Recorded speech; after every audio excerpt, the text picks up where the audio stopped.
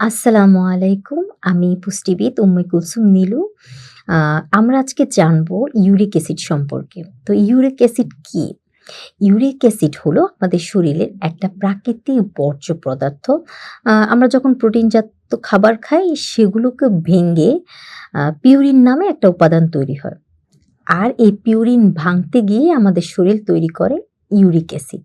তো স্বাভাবিক অবস্থায় রক্তের মাধ্যমে এই ইউরিক অ্যাসিড কিডনি আর অন্ত্র দিয়ে শরীর থেকে বের হয়ে যায়। মূলত প্রস্রাবের সঙ্গেই বের হয়। তাই সাধারণভাবে এর মাত্রা ঠিক থাকে। কিন্তু যখন শরীরের ইউরিক অ্যাসিড বেশি তৈরি হয় বা কিডনি ঠিক মতো এটাকে ছেঁকে বের করতে পারে না, তখন এটি রক্তে জমতে শুরু করে। আর অতিরিক্ত ইউরিক অ্যাসিড জয়েন্টে, টিস্যুতে জমে ফোলা, গাউট এমনকি কিডনিতে পাথর পর্যন্ত তৈরি করতে পারে। তো দীর্ঘদিন যদি এই সমস্যাটা থাকে তখন হার্ট, লিভার সহ বেশ কিছু জটিলতার সৃষ্টি হয়। তাই ইউরিক অ্যাসিডের ভারসাম্য বজায় রাখা খুব জরুরি। সঠিক খাবার, পর্যাপ্ত পানি, নিয়মিত ব্যায়াম আর প্রয়োজনের চিকিৎসা এগুলো মেনে চললেই কিন্তু সহজেই এটা নিয়ন্ত্রণ করা যায়। এবার আমরা জানবো ইউরিক অ্যাসিড কেন বাড়ে। তো ইউরিক অ্যাসিড তৈরি হয় মূলত প্রোটিনের বিপাক থেকে। তাই যারা চিংড়ি, লবস্টার, রেড মিটটা খান, অঙ্গ প্রত্যঙ্গের যে মাংসগুলা থাকে বা সফট ড্রিঙ্কস বেশি খান, তাদের মধ্যে কিন্তু ইউরিক অ্যাসিড বাড়ার প্রবণতা অনেক বেশি দেখা যায়। বিশেষ করে যারা সফট ড্রিঙ্কস খান, মানে সফট ড্রিঙ্কসে একটা কর্ন সিরাপ পাওয়া যায় যেটা হচ্ছে হাই ফ্রুক্টোজ। এটা ইউরিক অ্যাসিডের বাড়ার প্রধান একটা কারণ হিসেবে আমরা ধরে থাকি। এটা কৃত্রিম চিনি যেটা কিনা অনেক প্রসেসড খাবারে এটা ইউজ করা হয়। তো এছাড়া নিয়মিত যারা অ্যালকোহল, বিয়ার, ওয়াইন এগুলো খান তাদের ক্ষেত্রেও কিন্তু ইউরিক অ্যাসিড বেড়ে যেতে থাকে। কিন্তু অনেকের ক্ষেত্রে এগুলো কিছুই খান না, তারপরে ইউরিক অ্যাসিড বাড়ে। এটা কেন? এটা বুঝতে গেলে প্রথমে আমাদের দুইটা জিনিস জানতে হবে। একটি হলো শরীরের ইউরিক অ্যাসিড কতটা তৈরি হচ্ছে, আরেকটা হচ্ছে শরীর থেকে এটা বের হচ্ছে কিনা।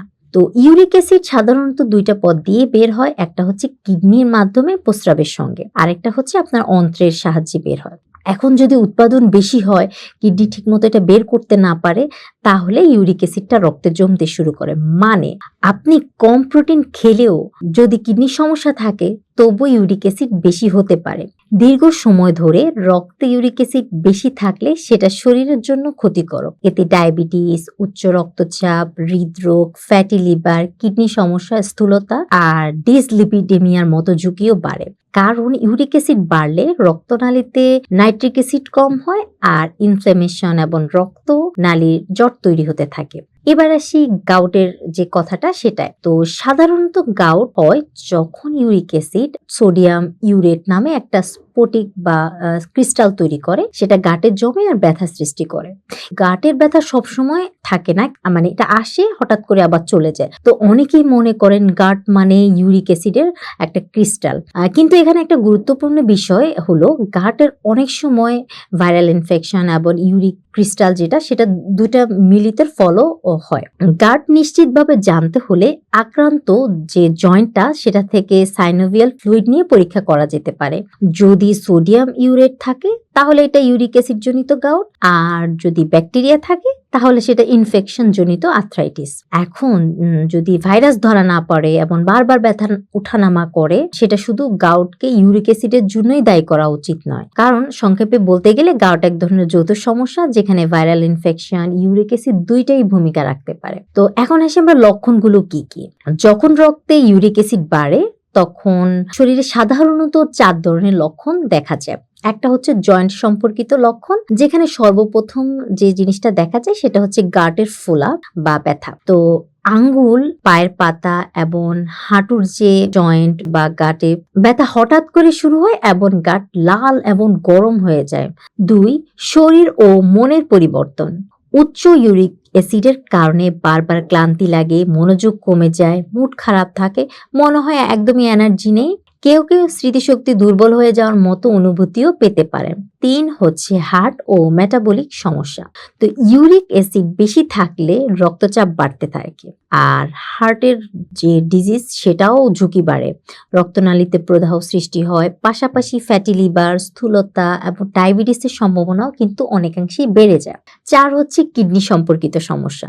তো অনেকের ক্ষেত্রে কিডনি পাথর তৈরি, প্রস্রাবে জ্বালা, দীর্ঘমেয়াদে কিডনির যে কার্যক্ষমতা কমে যাওয়া এগুলোর ঝুঁকিও থাকে। মানে অর্থাৎ ইউরিক অ্যাসিড শুধু এক জায়গা নয়, গাট, শরীর, হার্ট, কিডনি সবকিছুকে প্রভাবিত করতে পারে। তাই সময় মতো খাদ্য নিয়ন্ত্রণ, পানি ঠিকমতো খাওয়া এবং এগুলো যদি আমরা নিজে থেকে ট্রিটমেন্ট না করি, চিকিৎসা না করি, সেক্ষেত্রে সমস্যাগুলো কিন্তু ধীরে ধীরে আরো বেড়ে যেতে থাকে। তো এবার জানবো ইউরিক অ্যাসিডের যে কমানোর উপায় এবং প্রতিকারটা। তো এজন্য আমাদের প্রথমেই বোঝা দরকার যে ইউরিক অ্যাসিড খাবার, অ্যালকোহল, প্রক্রিয়াজাত যেসব খাবার সেগুলো থেকেই আসে এবং শরীরকে অ্যাসিডিক করে তোলে। তো শরীরের অ্যাসিডিক মাত্রা যখন বেড়ে যায় তখন নানা রকমের সমস্যা ধীরে ধীরে দেখা দেয়।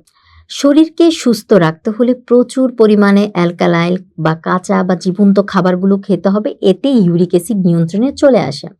যদি গাউট বা ইউরিক অ্যাসিড জনিত সমস্যা থাকে তাহলে প্রথমেই প্রোটিনজাত খাবার সেগুলো কমানো বা বন্ধ করা উচিত। এছাড়া ভাইরাস বিরোধী চিকিৎসা এবং বিশেষজ্ঞদের সুপারভাইজড কোনো সাপ্লিমেন্ট এগুলো আপনারা খেতে পারেন, এটা আপনাদের সহায়ক হতে পারে। তো নিয়মিত যদি আমরা প্রয়োজনীয় পদক্ষেপগুলো মেনে চলি তাহলে কিন্তু গাউটের সমস্যা থেকে অনেকটাই মুক্তি পাওয়া যায় বা একটা মুক্তি পাওয়া সম্ভব। শরীর সুস্থ রাখতে ইউরিক অ্যাসিড নিয়ন্ত্রণে রাখার 10টা গুরুত্বপূর্ণ অভ্যাস আপনাদের মেনে চলতে হবে। 1. স্বাস্থ্যকর প্রাকৃতিক বিশেষ করে কাঁচা বা জীবন্ত খাবারগুলো খাওয়ার চেষ্টা করবেন। অন্ত্র এবং হজম ব্যবস্থার জন্য সুস্থ থাকে সেদিকে খেয়াল রাখতে হবে। পর্যাপ্ত পানি পান করতে হবে।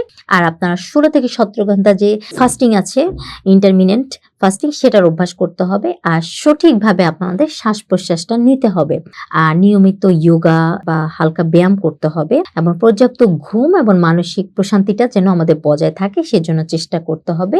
প্রতিদিন কিছুক্ষণ সূর্যের আলোয় একটু কাটান, সেটাও আপনার জন্য খুবই ভালো, কার্যকরী, উপকারী। এবং খালি পায়ে হাঁটার অভ্যাস তৈরি করুন, মানে প্রকৃতির সংস্পর্শে থাকার চেষ্টা করুন।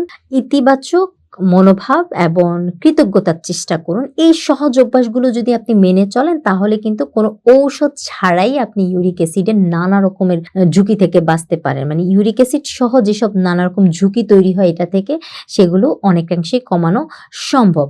আর কাঁচা এবং জীবন্ত খাবারই আসলে আমাদের জীবনধারার সুস্থতার মূল চাবিকাঠি। আমরা আজকে এ পর্যন্তই শেষ করি। ভালো থাকবেন, সুস্থ থাকবেন। ধন্যবাদ।